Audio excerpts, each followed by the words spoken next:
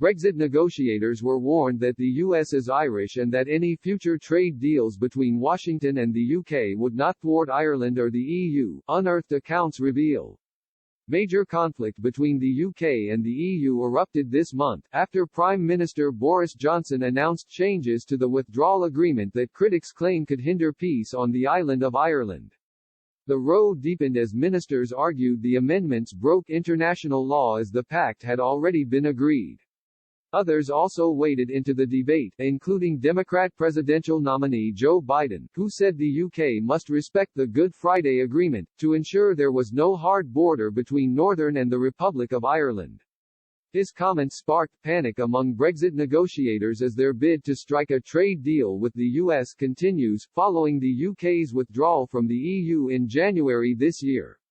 But in a bleak warning to Mr. Johnson, American author Bonnie Greer claimed that the U.S. would be unlikely to support a trade deal if a Brexit deal was passed that violated the Good Friday Agreement, or weakened Ireland.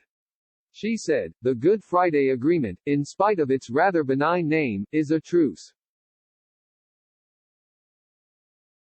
And it's a truce because the United States of America and the EU sat down with this country to make it happen.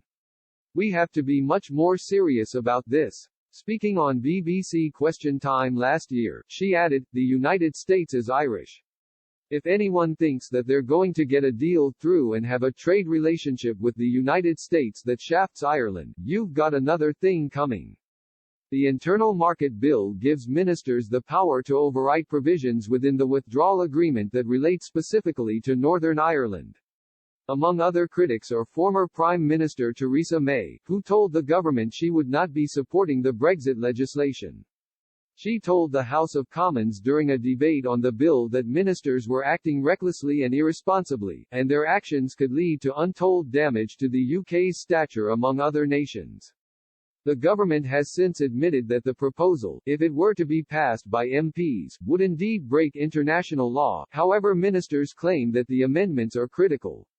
They argue that the alterations would ensure unfettered access for goods from Northern Ireland and the rest of the UK, while safeguarding the Good Friday Agreement.